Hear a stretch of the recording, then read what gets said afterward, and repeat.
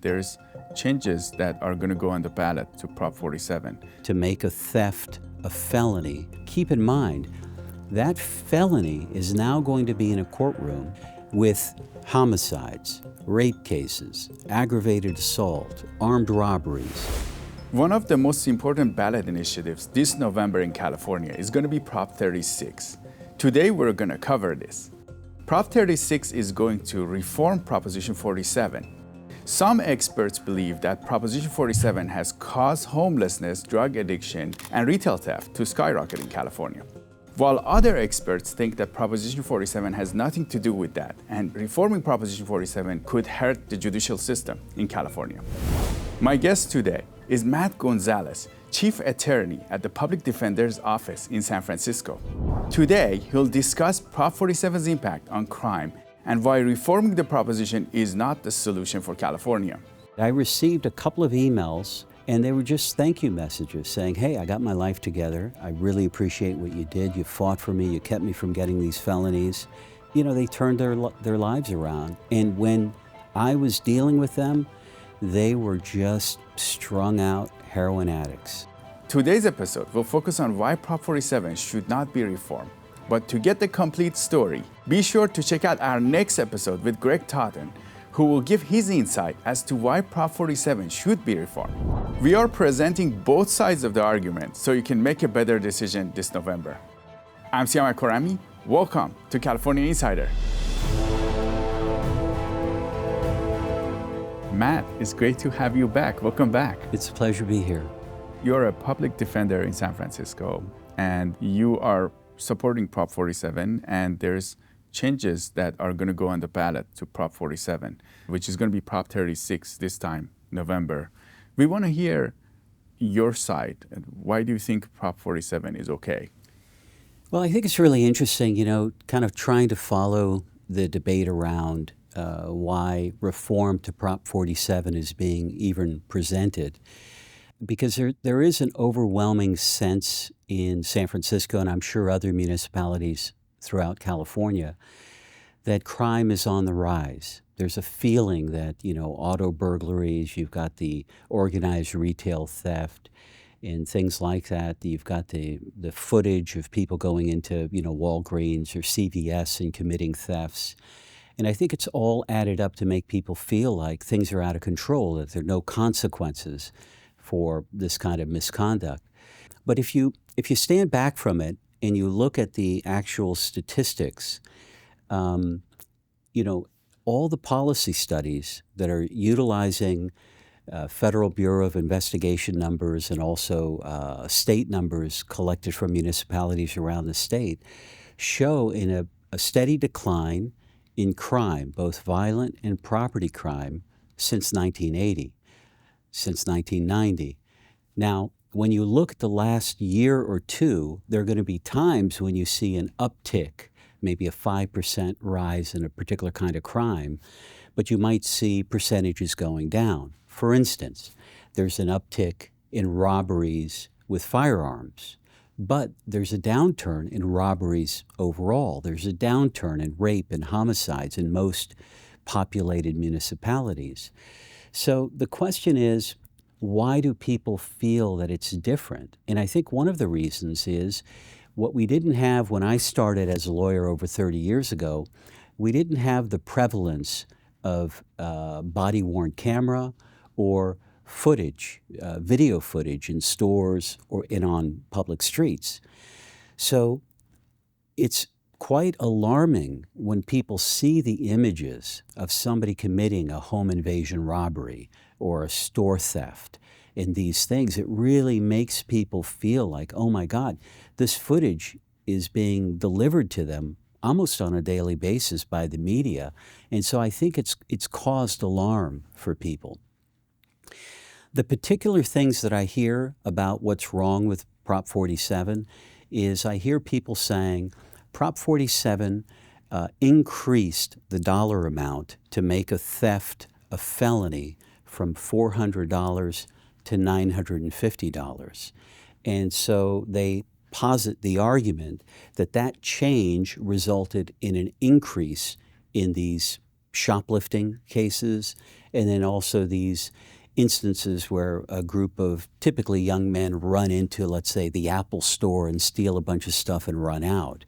We'd never seen these kinds of crimes before, and so Prop 47 must be the reason, right? You've increased the dollar amount so much, there's no consequences. The problem with this argument, I mean, there are multiple things to consider. First and foremost, just looking at the dollar amount. $400 was the number that was used to make a petty theft into a grand theft back when I first started in 1990, 1991. If you put $400 in a inflation calculator, like what was it, $1 in 1990 would cost you $2.40 today. If you do the math, $400 in 1990 is $960 today. So, and we're talking about a 400 number that existed in the 80s even. It would be even higher. So then you say, well, is it really about the number? Is the number what's keeping us from doing something about this activity? And I'll just say before I forget that if you look at the other states in the United States, 40 of them have thresholds between a misdemeanor and a felony higher than $950, which is what Prop 47 said. Texas has $2,500. South Carolina has $2,000. So California is actually one of the lowest states with $950. Now, people think, well, this is an impediment to doing something about shoplifting. But a petty theft, a shoplifting misdemeanor, can get you 6 months in the county jail. That's not a trivial amount of jail time. If you commit a second offense, you would get another 6 months or potentially that much. It's important for people to keep in mind that there are a lot of theft offenses that remain felonies. An auto burglary can be charged as a misdemeanor or a felony. A grand theft from the person, so not based on dollar amount, but let's say I pickpocket you, that can be a misdemeanor or a felony. If I rob you using force or fear, that cannot even be a misdemeanor. That is a felony. If I burglarize your home in the day or night, that can only be a felony. So, Prop 47 didn't eliminate the idea that there are felony offenses for the more serious offenses. Now, the organized retail theft has been very interesting because that was a carve-out that came after Prop 47 was passed. There was a statute created, it's 490.4 of the Penal Code, that is specifically for somebody committing a theft with the aid of even just one other person. And that creates scenarios that you can combine arrest to get to the $950 mark, and you can prosecute those as felonies under Prop 47. There's no prohibition from that. Now, we were in San Francisco. I live in San Francisco, and we just had Chesa Boudin as the district attorney. He worked in my office as a public defender. I'm the chief attorney there. I participated in hiring him when he was a public defender, and he went on to win an election for district attorney. He was criticized very severely over shoplifting and the organized retail theft. And I just want to say something about both of these. With the organized retail theft, viewers or listeners should be thinking that this is a new type of crime. We didn't see this in the 90s. It's a new phenomena. It's very challenging for law enforcement to be able to quickly make an arrest in a case like that. But they're actually doing a very good job of breaking into those with GPS, with cell phone data, with sting operations, and they have made arrests. And under Chesa Boudin's administration, those were prosecuted as felonies, and people went to jail for that. I mean, this was not taken lightly. For the shoplifting crime, where somebody goes into a Walgreens, let's say, and steals stuff, something happened unilaterally, without the involvement of the police or the prosecutors, these stores decided on their own that they were going to, in effect, remove their security guards. They instructed their guards to no longer make arrests. Their staff is not to make arrests. And they did that without consulting anybody. Well, obviously, if you do that, people know that they can walk in, take something, and there's nobody on site that's going to stop them. So the question is, well, why did that happen? Now, I think that the retail stores were trying to address probably some of the civil liabilities that they were running into. Because they could get sued. Exactly. If you make a false arrest, the person... Or somebody get injured, exactly. One of your employees gets injured. And so their response was to say, okay, we're out of the arrest game. But if you implement a new store policy like that before the police are prepared in terms of their staffing to be able to address the need, you're going to have what appears to be a no consequence situation.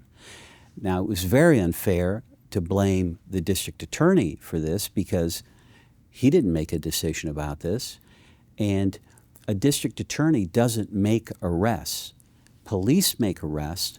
The police report goes to a district attorney who every morning, the DAs that come into the office, before it's light out, reading police reports and deciding what charges to bring. But they're not involved in a policy over how commercial establishments, secure their premises. They can participate if invited, but they're not setting the policy for that. We're covering California issues, as you know. If you want us to cover the stories that are impacting your day-to-day life in California, reach out to me at siyamak@californiainsider.com.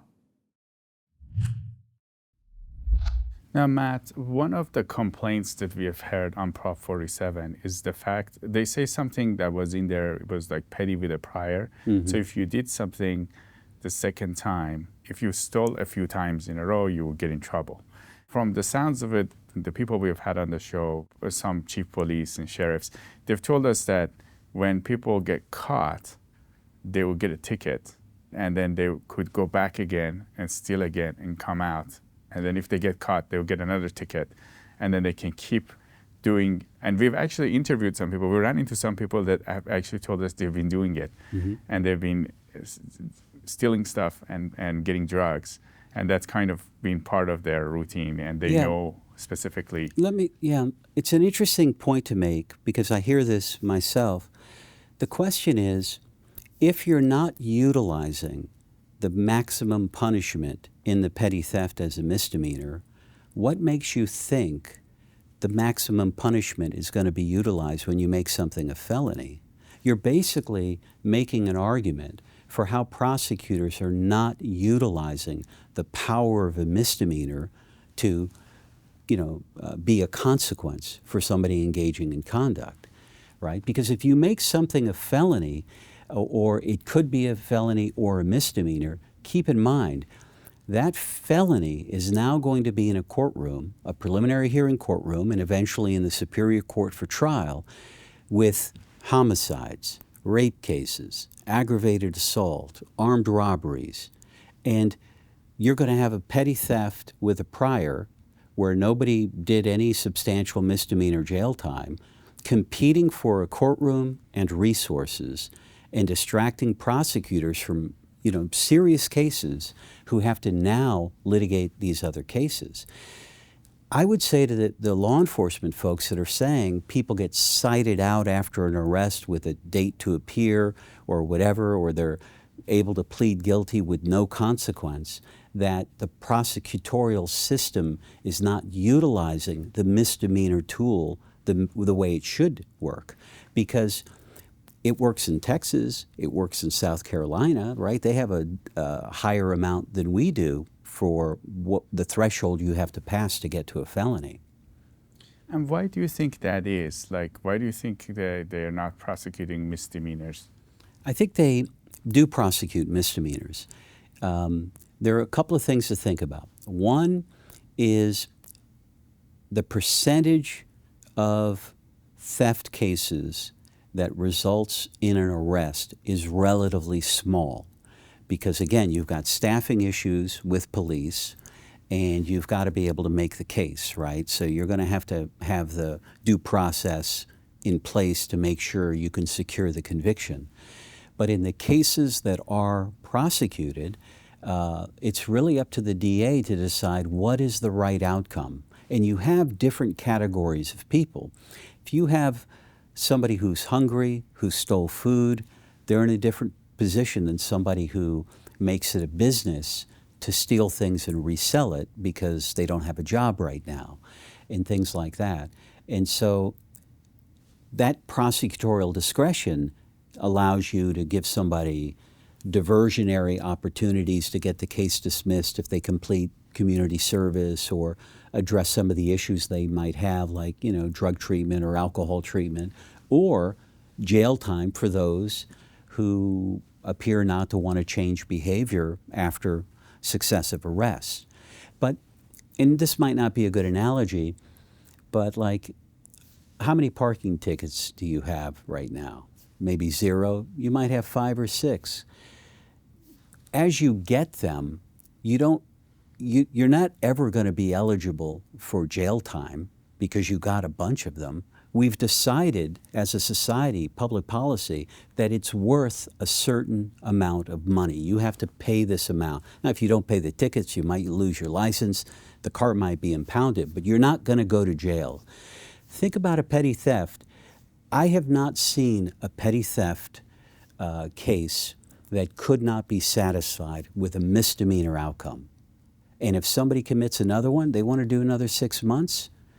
So make these law enforcement folks that are making this argument show you where they've given somebody repeated sentences under a misdemeanor that didn't suffice, and that's why they need a more powerful tool.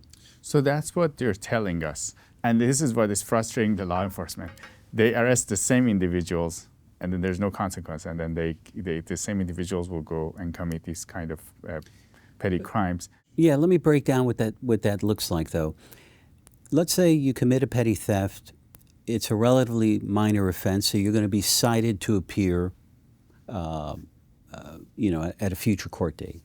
Maybe even before you've appeared at that court date, you commit another offense and you get arrested again. Now you might not be cited to appear. Now you might have to appear in front of a judge and argue for a bail release. That judge is going to issue a stay-away order, a restraining order from the establishment that you stole from or allegedly stole from, and it's going to start the process. If you pick up another case, you're going to be in jail.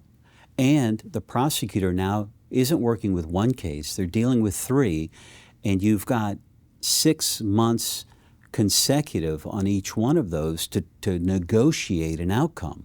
Now you can say to somebody, okay, you've got this repeated conduct. Tell me why it's happening. I'll work with you on your issue, or maybe this is just a jail time case. And that's what's going on. What I'm saying to you, though, is if somebody with repeated offenses never has consequences, it's because the prosecutor is doing something wrong. It's not because the statute doesn't allow you to do something. And I'll just be candid. Making it a felony and putting it in the ecosystem of more serious cases is not going to get a petty theft treated more seriously. Judges and prosecutors with heavy cases are going to basically say, well, what do you want so that I don't have to give you a trial and waste all the resources? You're going to say, give me a misdemeanor. My client will plead to a misdemeanor, and that's going to resolve the case. I mean, they're not going to want to go to trial when they've got these other heavy cases stacked up. Matt, there's another complaint from the law enforcement people that we have had on. They tell us that when it's a misdemeanor, they have to prove and they have to be there. There's some technicality, and it's hard to prove that. You know, I have not looked at that statute in years, but my understanding of it is that a police officer would have to on view the misdemeanor to make an arrest and not just cite somebody. But somebody at the store can sign a citizen's arrest that supports the arrest, and that would suffice. I've never seen it cause someone not to be arrested for a shoplifting case. So I'm just surprised by that because I've never heard that argument. Now there's the drug side of it too. You know, like there's a lot of people that are, I guess when Prop 47 passed, it was to not prosecute like small drugs, like not put people in prison or jail for like over a small, like marijuana and these type of things. But now drugs have become a lot stronger. Like we have fentanyl and we have all sorts of drugs that people are doing. And some people say drug consumption and dealing has become somewhat legal because of Prop 47. What do you think of the drug side of it? Because they want to change that side. If they have a drug possession case, you know, it's going to be prosecuted as a misdemeanor, and kind of like what we were saying about the theft cases, a drug possession charge does not mean you committed a crime other than being in possession of the drug. It's important to keep in mind that the sale of a narcotic or the possession for sale, so if you get into large quantities, that's not for personal use. That's for you to either sell or to give to other people for consumption. That's a felony. Those are state prison sentences. Those remain in place. Prop 47 didn't change those. But it seems odd that we're going to say that the only way to address it is to make someone in possession of drugs a felon. If the sale of drugs is already a felony, doesn't that suffice? Or possession for sale is a felony, that suffices. The other thing I'll point out, and this is a statute people don't talk about very much, but the same way that there's a statute on the books for being drunk in public, there's a statute in the Health and Safety Code. It's 11-550, and it's basically being under the influence of a narcotic. And if you have, you know, you can get up to a year for this, and if you have 2 convictions for this, and you come in with another case, you are offered court-mandated treatment, and if you refuse, the minimum is a 6-month sentence. You committed no theft, no robbery, no assault. All you did was walk in the public streets under the influence of the narcotic, and so that's already on the books. That exists. And I think part of what the reform to Prop 47 is trying to do, it's trying to get to these other issues, like the sale of fentanyl or what it is to not be able to care for yourself because you're under the influence of the narcotic. Somebody could make an argument, for instance, the same way you're saying, let's punish the sellers of fentanyl harder. Well, who are you selling or punishing? You're not, the seller is not the manufacturer. They are some potentially drug addict or person suffering poverty who needs to hustle up money and is willing to sell to make the money. They don't know what is in the object they're selling. That's produced by somebody else. So if you punish that person more and more and you put fentanyl in the drugs, they didn't put fentanyl in anything. They're vulnerable and just trying to make it work. You know, it only works if you go after the manufacturers. And when you do, they're getting prosecuted in federal court. They're looking at felonies because of the quantities and all of that stuff. And that's the serious stuff. But that person selling on the street, you arrest him, there's another, you know, trafficked person coming from Central America whose family is being threatened or can't get legal work that is going to take their place. There's thousands of replacements. So your system of coming down hard on this person is not going to stop it. If you like California Insider and you like to know what's going on in California, make sure to check out Epoch Times. This is a newspaper that started by a group of Chinese Americans because of human rights abuses in China, and now is starting to grow here. Make sure to go to the Epoch Times website and check out the California section, where you can get a lot of fresh perspectives on what's going on in California. Now let's go back to the interview. Now, some people said that these drug courts, what you're mentioning, before Prop 47, there was some level of mandating. Like people had the choice, either go to jail or go to drug court. And then when they go to drug court, they go to rehab. There was a mechanism to force people, if they would get caught on drugs, to either go to rehab or go to jail. And most people chose to go to rehab. And then drug courts were essentially, there was a lot more people going through drug courts and then this was an element to help people get rid of their addiction.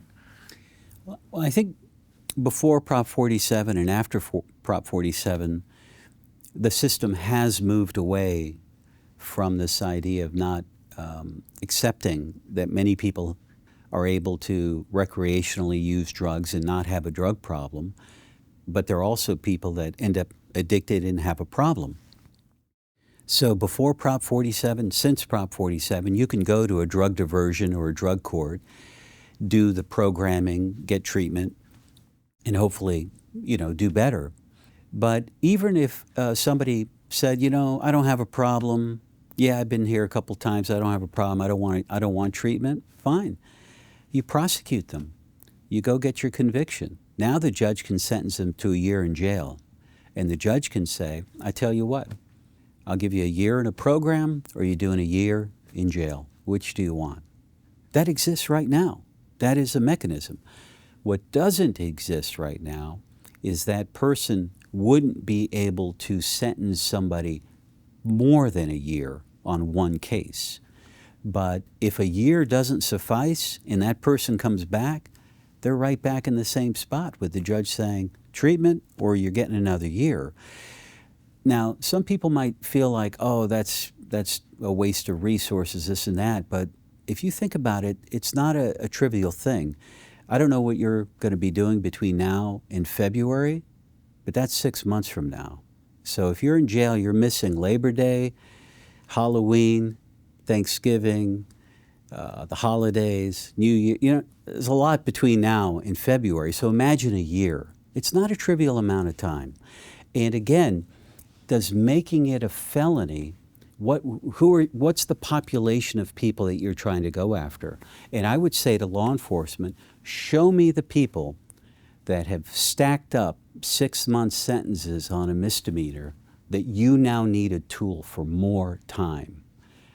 It would be a very small population.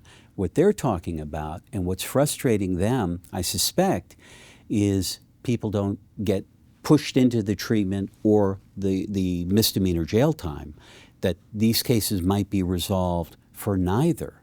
That's what they're upset about. But they don't need the felony tool to accomplish what they want. In your perspective, the part of enforcing is missing. You don't think that there's anything wrong with the law. The key is what is out there right now is not getting enforced. I do think when we say enforced, that means different things. You've got to have an arrest, and I credit law enforcement for some real challenges in this area. All credit to them, not easy to solve some of these cases. Then you need a prosecutor who's willing to bring the charges. But it can't stop there. You need follow-through. You need a system that's willing to figure out where somebody fits, what kind of history they have, and what the right outcome is. I think something that would benefit everybody is if we tracked situations through the system so that there was greater transparency on what the outcome is. As a defense attorney, if I'm representing a client that is charged with something and I think that they deserve a break or a second chance, I don't need to hide that from the public. I don't need to hide it from law enforcement. I'm representing somebody and I'll be able to make my case, whether it's somebody that maybe is going to face unfair immigration consequences, or maybe they're in school, or they're trying to get a certificate for employment or what have you. And I think the system is agile enough to try to make exceptions for people to make sure that we protect the public, get accountability for what's happened, but also not ruin people's lives, because that doesn't benefit us. You and I are not better off with a bunch of people running around with felony convictions They have more trouble getting housing. They have more trouble getting jobs. How did that help us? It doesn't help us at all. The best thing for us is for that person to become law-abiding. I represented a lot of young kids in the 90s in marijuana cases. They were runaways. They were up in the Haight-Ashbury. They were selling marijuana, sometimes heroin. They were heroin addicted, selling marijuana. And I received a couple of emails from a couple of young people, both of whom are doing great. One owns a business in Texas. The other one was now living in Central America. And they were just thank you messages saying, hey, I got my life together. I really appreciate what you did. You fought for me. You kept me from getting these felonies. And, they turned their lives around. And when I was dealing with them, they were just strung out heroin addicts. And, you try to have conversations where you're trying to say, hey, what do you want to do with your life? Are you just going to do this forever? This is just going to lead to more jail time. And you'd be surprised, a lot of people turn it around. I mean, this is for real. People actually can turn it around. We often don't get to see those cases, and I've, represented hundreds of people, so 2 is not a big amount. But credit to them for even caring enough to even remember my name or tracking me down, 25 years later. I think the system would benefit by accountability metrics so that if you call the police to come out because something happened, let's say there's a burglary or something you want to report, first of all, they should be required to write the report.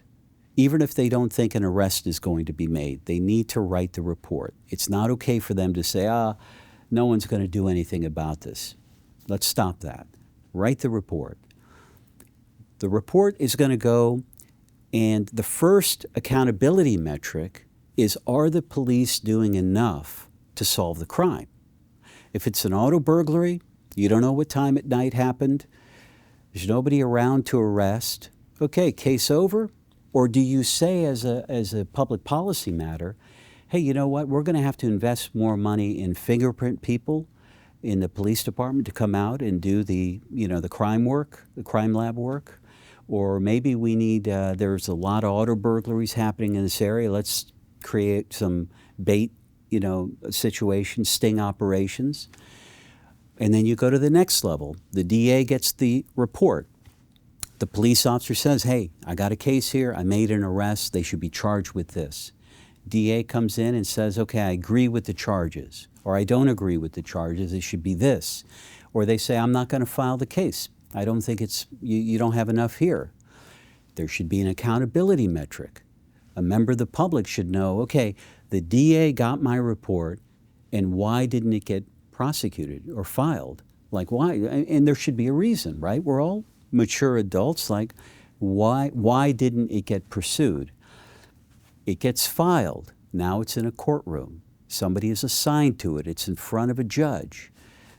If the judge has discretion to give somebody a program or to put them in jail or whatever the circumstances might be, let's have the accountability metric. Somebody should be able to see, why did this guy that broke into my garage be allowed not to suffer a conviction? Well, now we know. And you just keep going. So you can know where in the system the flaws exist, right, that would allow people to commit crimes back to back with no consequences. Yeah, I mean, we're in the 21st century. Can you imagine that we don't have a system with that level of transparency? And so when law enforcement complain that they make multiple arrests and nothing happened, well, we'll know where in the system it broke down. If the prosecutor says, well, these cases weren't good, well, they're going to have to back that up, because now we know that that's where the decision got made. If they file the cases and the judge made a decision, well, let's review it. Were there extenuating circumstances that we were unaware of? And if there are, typically, when you tell them to other people, they are in agreement, because we all fundamentally, we can't change what happened in the past. So the question is, we want to make a decision that satisfies public safety concerns, but increases the likelihood that these accused people have a chance moving forward to turn their lives around. Because I guarantee you, I don't care how many petty thefts somebody has, if I can promise you, guarantee you that tomorrow they have a job and they're never in the system again, everybody's going to say, let's do it. We're on board for that. And that's the kind of mindset that we need in the system. And I'll tell you, if you go back to 1990, certainly 1980, the current percentage of property crimes compared to then, we're probably dealing with 20%, what the numbers were back then. Violent crime, we're probably dealing with about 25%. And we just filled the jails with people during that era. And it was just happening. I mean, it wasn't impacting, it wasn't stopping the conduct or the flow of the illicit substances. And in fact, it got to a point where Prop 47 came about because the federal courts and the California Supreme Court agreed that there was so much jail overpopulation that they mandated something happen. And literally, there were lawsuits where you might be in jail, not even on a serious case, and you could not get medical treatment. There was somebody dying in California prisons every week from inattention to medical issues. And so because of those court orders, they picked the offenses that they thought were the most low level to just say, we don't want anyone being sent to prison for these low-level cases. That clears some people out of prison and started making it a little bit more manageable. So, you know, I don't want to disparage the way people are feeling about the state of crime in the communities, because I think, you know, even the numbers that they're at, you know, people deserve to be safe, and they deserve to have law enforcement and their tax dollars going to safety. But I'm not sure that watching sensational footage of crime on a daily basis is the best measure of whether or not crime has increased or is increasing. Because the statistics, I mean, it doesn't matter what policy study you look at. If you look from 1980, 1990 forward, you'll see a decline in these numbers. You might see little upticks, but on the whole, it's a decline. What do you say to those who say they don't report correct numbers anymore? The stores don't do it anymore, and people don't do it anymore. Sometimes if somebody breaks into your car... I say we should. I think it's very important. And if that is the reason the numbers show a decline, well, let's fix that. Absolutely. But that would have to be at astronomical levels for this, what has been a 40-year decline, to not be accurate. So that's not enough to explain the low numbers, but I don't subscribe to that theory at all. And as I mentioned, I actually think it should be a crime for a law enforcement person not to take down a reported police report when somebody reports a crime. You should not be able to talk somebody out of reporting the crime once they've called the police and said a crime happened. You should have to write that report. And, you know, one of the things that happened in San Francisco, because we had Chesa Boudin, the progressive prosecutor, he had a very, he was battling the police in a lot of ways. They never had a good relationship. And you have a couple of thousand police officers out on the street, and every day they're telling people, why report this? The DA is not going to do anything. And it had a big impact on the populace and got to a place where he got recalled. But in a way, that conduct became customary, and I still hear about it. I don't have statistics on it, but just anecdotally, which may not be accurate, but I hear a lot of people share with me instances where police don't want to write the police report, even when somebody is saying, no, this happened and I want to report it. The police kind of talk them out of it. So it is a problem. Matt, do you have any other thoughts for our audience? Well, I mean, it's a big subject to take on. I do think it's important that we try to gather evidence-based decision-making to the extent that we can.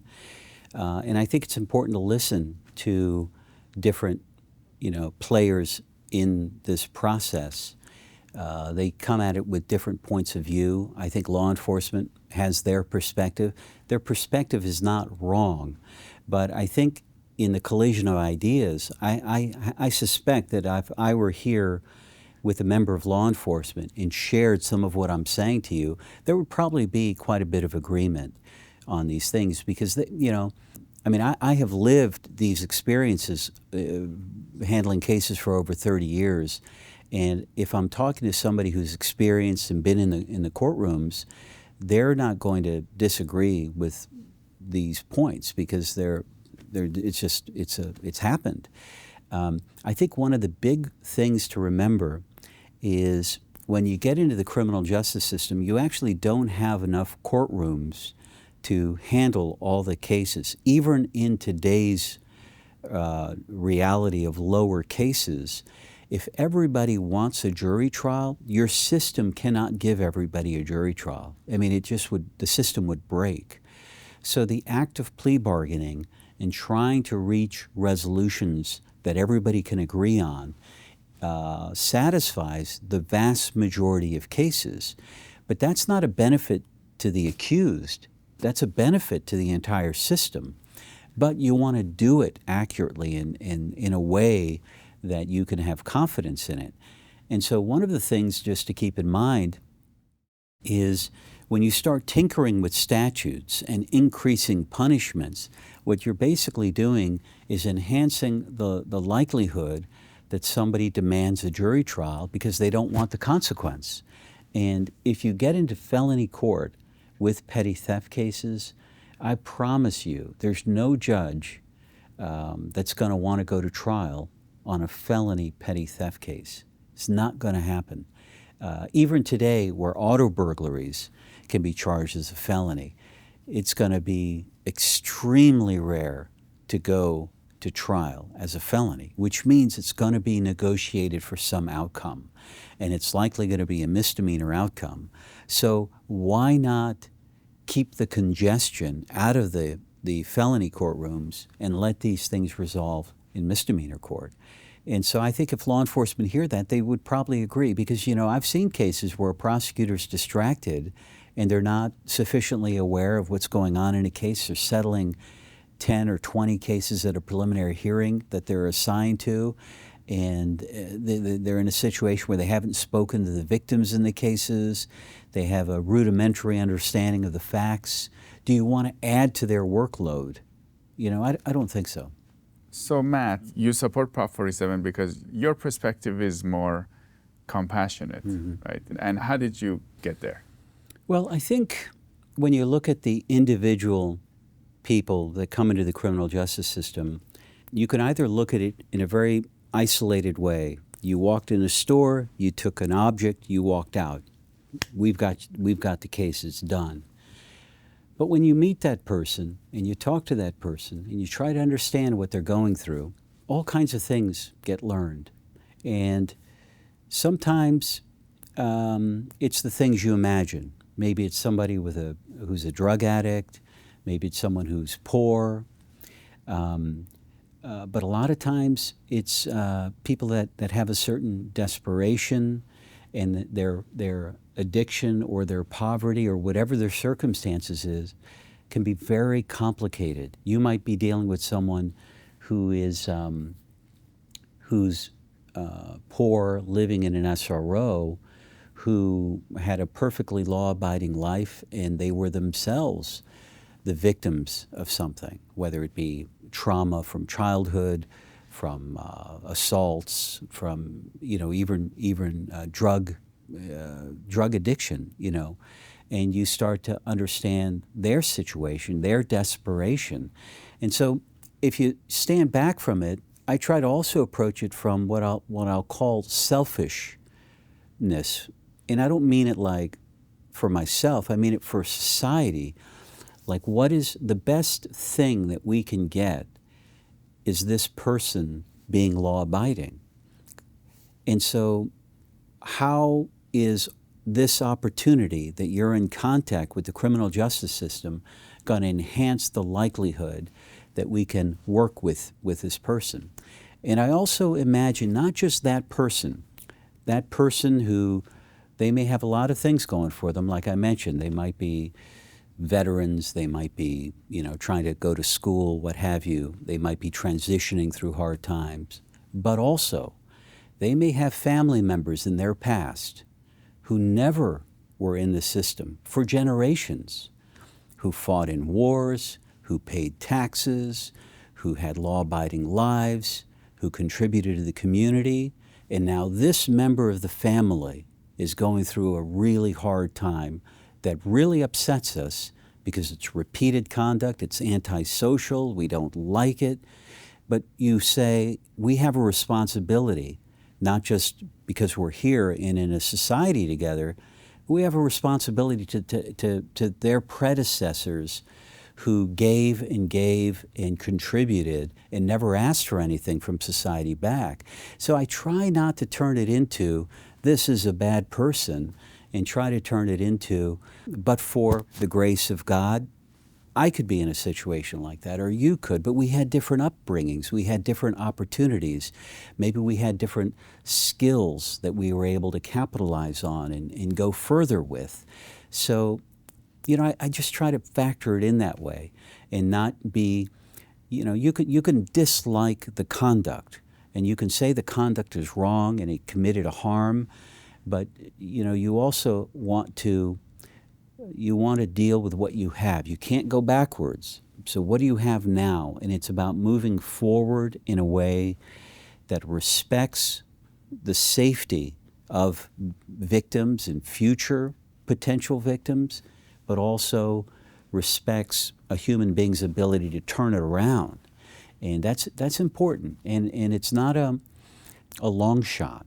Many of the people, in fact, I'd say most, end up having very law-abiding lives. I told the example of a couple of clients, but I've walked down a sidewalk and had someone pull over a flower delivery truck and get out to say hello to me because I represented them in a residential burglary, a decade earlier.